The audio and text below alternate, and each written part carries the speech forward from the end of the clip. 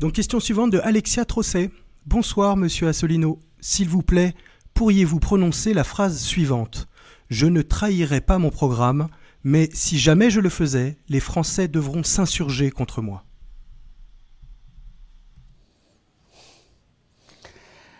Alors on reprend cette émission. C'est une question assez légitime en fait, parce que les Français ont été tellement trahis que je comprends qu'il y ait beaucoup de gens vraiment fous de rage. Voilà.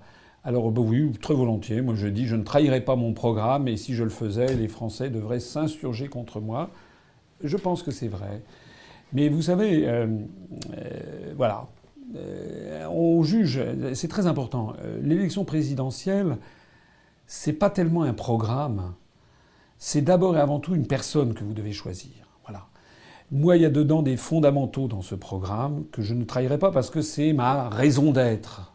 J'ai créé l'UPR pour faire sortir la France de l'Union européenne, de l'euro et de l'OTAN. J'ai fait ça pour ça. Ça fait 10 ans de ma vie que j'ai construit. C'est énorme, 10 ans. Hein, vous vous rendez compte, dans une carrière, la carrière d'un être humain, c'est beaucoup. Voilà. Donc si j'ai créé ça, ça n'est pas pour faire le contraire.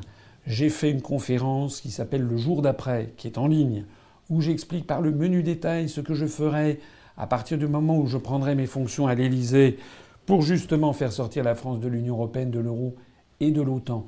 Notez bien qu'aucun responsable politique, aucun irresponsable, d'ailleurs ils n'ont pas de réponse en fait, aucun autre dirigeant politique, aucun candidat, pas Madame Le Pen, pas Monsieur Mélenchon, n'ont jamais expliqué ce qu'ils allaient faire jour après jour, n'ont jamais donné des délais pour dire ce qu'ils allaient faire. Moi, j'ai donné des délais.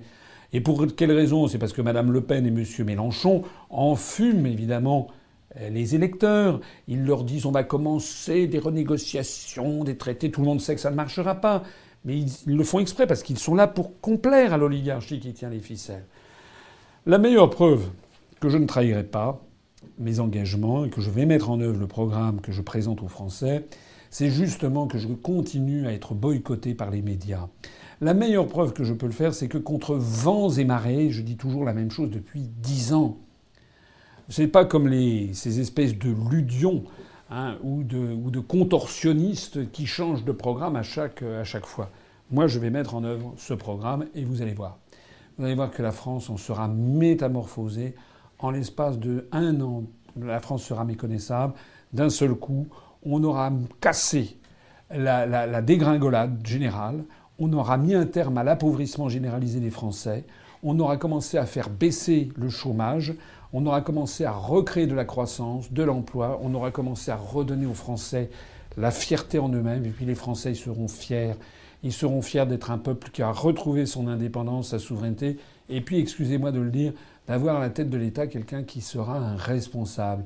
Quelqu'un qui va pas prendre sa moto sa mobilette à 15 heures pour aller voir sa maîtresse, ou quelqu'un qui va pas faire en sorte que son fils aille se faire engager dans l'armée américaine comme M. Sarkozy. Voilà. Les Français, ils ont besoin aussi d'avoir un chef de l'État et des dirigeants qui aient de la dignité et de l'autorité.